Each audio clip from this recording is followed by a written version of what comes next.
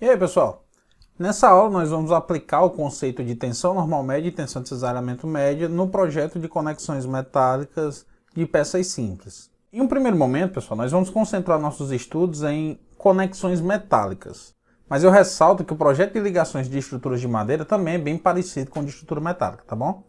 Bem, pessoal, como as peças de aço são pré-fabricadas, nós precisamos, para associá-las, utilizar elementos de ligação, que podem ser chapas, como essas que a gente está vendo aqui, ó. Podem ser utilizadas cantoneiras. E para promover a união desses elementos de ligação com as peças, a gente utiliza soldas e parafusos. Em um primeiro momento, eu vou discutir com vocês as tensões que se formam nas ligações feitas com parafusos. Em seguida, a gente comenta um pouco sobre as ligações feitas com solda. Então, eu já comentei com vocês que, embora a distribuição das tensões de cisalhamento nessas regiões com furo seja bem maiores do que a tensão média, as normas nos permitem utilizar essa medida para poder fazer o projeto de conexões metálicas. Eu já comentei com vocês, mas não custa nada relembrar, que a distribuição das tensões de cisalhamento nessas regiões críticas, ou seja, nas regiões de extremidades, regiões de pontos de aplicação de cargas concentradas, regiões com furos, são maiores, bem maiores, na verdade, do que a tensão média. Contudo, as normas elas permitem essa consideração como uma medida para o projeto de conexões. Os motivos pelos quais essa aproximação é razoável a gente debate um pouco mais na frente, porque a gente precisa primeiro entender o conceito de plasticidade e elasticidade, para aí sim a gente conseguir explorar com maior clareza. Nós vamos estudar aqui, pessoal, 4 modalidades de ruptura de uma ligação feita por conector. A gente vai estudar quando há o colapso do conector, nesse caso aqui seria do parafuso, uma falha pelo colapso das chapas que estão sendo ligadas na região dos furos, quando forem tracionadas, um colapso decorrente das tensões de cisalhamento que se desenvolvem na chapa na direção de aplicação da força, e o colapso da chapa quando há uma ovalização do furo. Primeiro a gente vai começar estudando a ruptura do conector. Nesse vídeo, pessoal, nós temos 2 chapas conectadas por um parafuso sendo tracionada. À medida que o carregamento vai evoluindo, é possível notar essas deformações localizadas no furo e, quando atingido um determinado nível de carga, o conector veio a romper. Nós temos 2 situações bem comuns de colapso de conectores. A primeira delas é o cisalhamento simples, que é quando essa ruptura do conector acontece em um único plano. Então, nesse exemplo aqui, nós temos 2 chapas tracionadas por forças P, que são unidas por um conector. Ao aplicar esse carregamento, será desenvolvida na região de contato da parede do furo com o fuste do conector uma tensão. Isto é, as chapas vão pressionar o parafuso e naquele ponto vão ser desenvolvidas tensões de contato. Como essa região de contato é muito pequena, a gente pode representar por uma única força. Para que o equilíbrio aconteça, é bem óbvio que a resultante dessa tensão distribuída tem que ter valor igual a P, assim como a distribuição dessa tensão tem que ter intensidade resultante igual a P também. Então nós podemos aproximar, para fim de cálculo, que essa pressão de contato pode ser representada por uma única força P. Essa linha preta representa o possível plano de corte. Se nós fizermos uma seção nesse ponto, será possível identificar que no interior do elemento, uma força cortante V de intensidade igual a P, para que o equilíbrio seja assegurado, será desenvolvida. Dessa maneira, a tensão desenvolvida em um plano de corte de um conector submetido ao cisalhamento simples vai ser tomada como a tensão média, que é igual à razão da força P dividido pela área da seção transversal do parafuso. Ora, os parafusos em geral são circulares. E por essa razão, essa área pode ser calculada fazendo a multiplicação do π pelo diâmetro ao quadrado dividido por 4. A título de informação, pessoal, a norma brasileira que traz as recomendações para o projeto de estruturas metálicas admite que no projeto deve ser considerado o plano de corte passando pela rosca do parafuso, que seria a situação mais desfavorável. E que essa área efetiva da região rosqueada é igual a 70% da área da seção do fuste, tá bom? Outra situação muito comum é quando o conector faz a ligação de peças que geram 2 planos de corte. Esses casos a gente chama de cisalhamento duplo. Então, nesse caso de um conector ligando 3 chapas, a ruptura do conector ocorrerá segundo esses 2 planos aqui, ó. Então, da mesma maneira, são geradas tensões de contato entre as paredes do furo e o conector, que impedem que o movimento relativo entre essas chapas aconteça. E para que o equilíbrio seja garantido, a resultante dessa tensão de contato tem que ser igual à ação externa. Tal como no caso anterior, essa tensão de contato pode ser representada de maneira aproximada por sua resultante, e a resultante tem que ter intensidade que equilibre a ação externa. Então, nessa região, a gente tem que ter uma resultante igual a P sobre 2, nessa região igual a P sobre 2, e nessa região igual a P. Então, se nós aplicarmos aqui o método das seções, isto é, se nós cortarmos a peça na posição em que essas tensões de cisalhamento máximas serão desenvolvidas, nós perceberemos, analisando tanto a parte de cima como a parte de baixo como a parte do meio, que o equilíbrio será assegurado quando a força cortante interna for igual a P sobre 2. Portanto, a tensão de cisalhamento média será igual a força cortante dividida pela área. Como nesse caso nós temos 2 planos de corte, a força cortante será igual à força externa dividida por 2. Beleza? Bem, assim como as tensões de contato entre o parafuso e a chapa podem colapsar o parafuso, as tensões que são criadas ao longo da superfície de contato nos elementos que esses parafusos conectam podem danificar os elementos. Se nós tivermos chapas com uma resistência baixa em relação à resistência do conector, essa falha pode acontecer por um dano localizado nas paredes do furo. E aí nós dividimos essa falha devido às tensões de contato do conector com as paredes do furo em um caso em que é gerada uma ovalização do furo por plastificação local da chapa na superfície de apoio do fuste com o conector, que a gente está chamando aqui de esmagamento das paredes do furo, ou nós teremos uma falha devido ao rasgamento da chapa, devido às tensões de cisalhamentos que surgem em planos paralelos à direção de aplicação da força de tração. Nesse vídeo é possível ver a falha da chapa por rasgamento. Pelo vídeo aí também é possível notar uma ovalização das paredes do furo, só que essa ovalização não foi suficiente para caracterizar a falha por esse modo. O que causou realmente a falha foi o rasgamento da chapa. Contudo, se nós tivéssemos aí uma distância maior entre o parafuso e a borda, nós iríamos notar que, antes que esse rasgamento acontecesse, o aumento do furo ia ser muito acentuado, o que caracterizaria uma falha localizada. A resistência de uma chapa à pressão de apoio está relacionada a uma restrição de ovalização do furo a, no máximo, 6 milímetros. Então, por ação e reação, pessoal, assim como a chapa gera na superfície de contato com o parafuso uma tensão, o parafuso gera na chapa uma tensão de igual intensidade, só que de sentido contrário. Então, as tensões que surgem ao longo da superfície de contato do furo desses elementos que são conectados pelo parafuso são denominadas tensões de esmagamento. Então, assim como no caso anterior, analisado, essa força P representa a resultante das forças que se distribuem nessa superfície interna, que é um meio cilindro de diâmetro D e espessura T, que é igual à espessura da chapa. Como a distribuição das tensões nessa região de contato são muito complexas, na prática a gente adota, por simplificação, que essas tensões se distribuem em uma área equivalente a um retângulo que representa a projeção do parafuso sobre a seção da placa.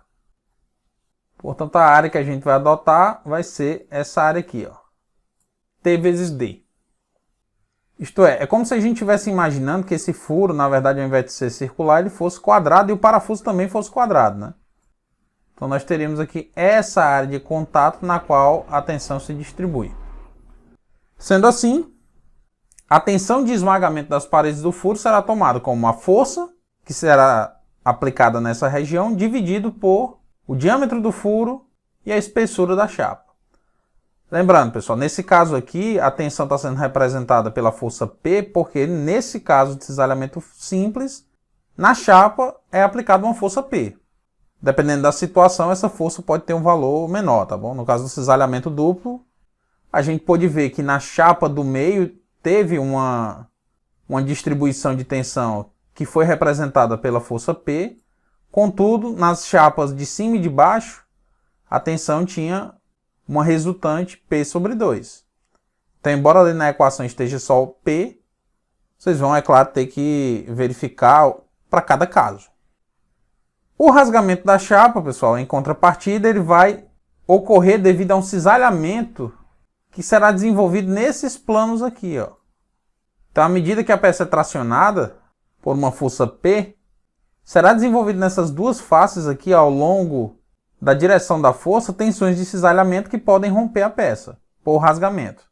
Essa área cisalhada vai ter um valor dado pelo produto entre A, que é a distância entre o furo e a borda livre, ou a distância entre dois furos consecutivos, que é esse caso aqui, ó, e T, a espessura da chapa.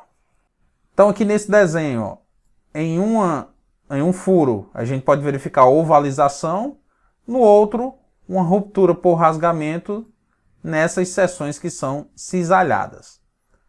Reparem, pessoal, que a área que está sendo tomada aqui não pega o eixo do círculo. Ela é uma área a partir da face. Então, quando a gente for calcular essa tensão, a gente não vai tomar como referência a distância do centro do furo até a borda, e sim a distância da face do furo até a borda. Embora a gente saiba que a tensão também se distribua aqui nessa regiãozinha aqui, que tem uma menor profundidade. Então, a favor da segurança, a gente adota uma área menor, porque isso vai fazer com que a gente estime uma tensão maior do que é que vai estar sendo desenvolvida na realidade. Entendido?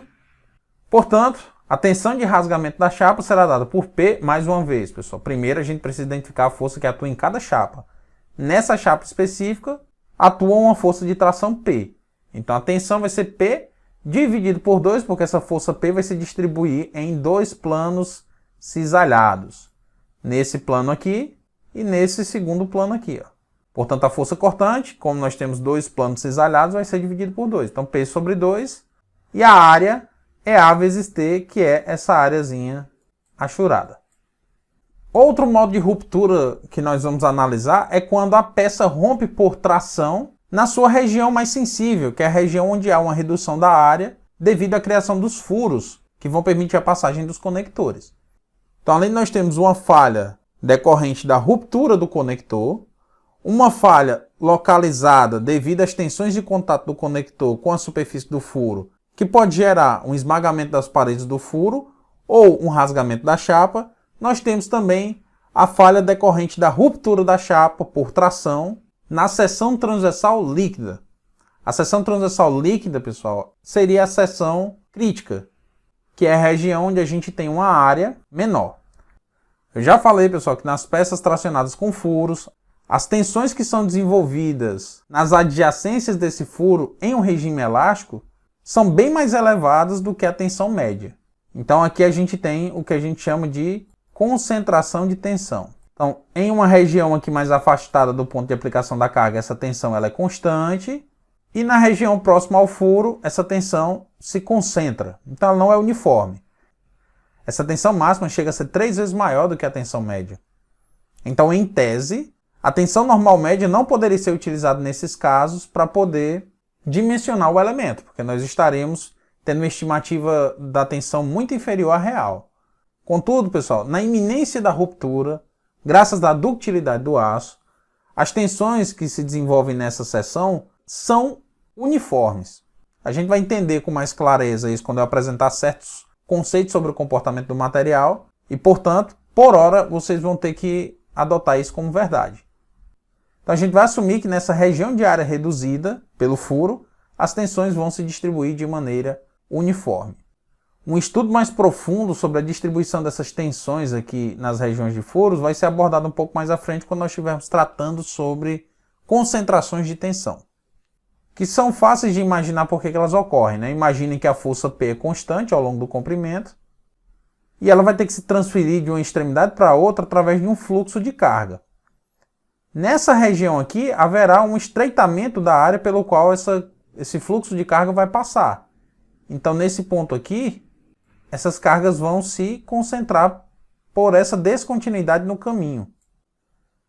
Então, a descontinuidade no fluxo de tensões causado pelo furo faz com que haja uma concentração aqui. Dá para imaginar isso se vocês pensarem em uma via com vários carros, né, que vão ter que se desviar e se concentrar nesse trecho. Então é fato que ao longo do comprimento, a tensão vai atingir o seu maior valor nessa região de área reduzida pelo furo. Isso é um pouco óbvio porque tensão é inversamente proporcional à área. Portanto, quanto menor a área, maior é a tensão. Esse acréscimo de tensões nessa região do furo pode provocar uma ruptura da peça por tração. Então a área da seção bruta é uma área que desconsidera o furo. Na região com furo, portanto, a gente vai tomar que essa tensão se distribui de maneira uniforme nessas áreas que estão aqui achuradas. Então, na hora de calcular a área na qual essas tensões máximas vão se distribuir, basta que a gente subtraia da área bruta, que é a área da seção cheia, a área dos furos que estão contidos em uma seção. E pessoal, quando eu falo de área do furo, eu estou falando da área dessa projeção aqui, ó, da projeção retangular do furo. Porque o projeto é feito por seção transversal, né, pessoal? Então a gente pega a menor seção transversal ao longo do comprimento. Essa seção aqui, ó, ela tem uma área maior porque ela tem uma área cheia. Essa seção aqui, ó, tem uma área menor do que a primeira, contudo, a redução decorrente do furo não é tão grande quando essa seção passa no meio do furo. Então, estou pegando a área de seção transversal e assim a tensão vai ser igual à força que atua nessa chapa dividido pela área bruta menos a área do furo. Pelo amor de Deus, pessoal, quando vocês verem isso aqui, área do furo, não vão fazer como outros alunos meus que calculavam a área da seção transversal do furo, ou seja, fazia π vezes o diâmetro ao quadrado sobre 4. Não tem nada a ver. Beleza? O que a gente está fazendo é calculando essa área achurada aqui. Portanto, a gente subtraiu a área desse retângulo. Essa área do furo é a área da projeção retangular desse cilindro aqui, desse semicilindro. Beleza? Deixa eu mostrar aqui esse fenômeno acontecendo na realidade para vocês. Então reparem que à medida que essa carga vai sendo aplicada, a peça vai deformando, a gente vai tendo deformações localizadas ali próximo ao furo. E aí nós conseguimos verificar a ovalização do furo e a ruptura da seção transversal nessa região de área da seção transversal reduzida pela furação. Agora, pessoal, nós vamos fazer alguns exercícios, mas isso eu vou fazer em outros vídeos, tá bom? Então, por hora, é só. Obrigado pela atenção, pessoal, e até o próximo vídeo.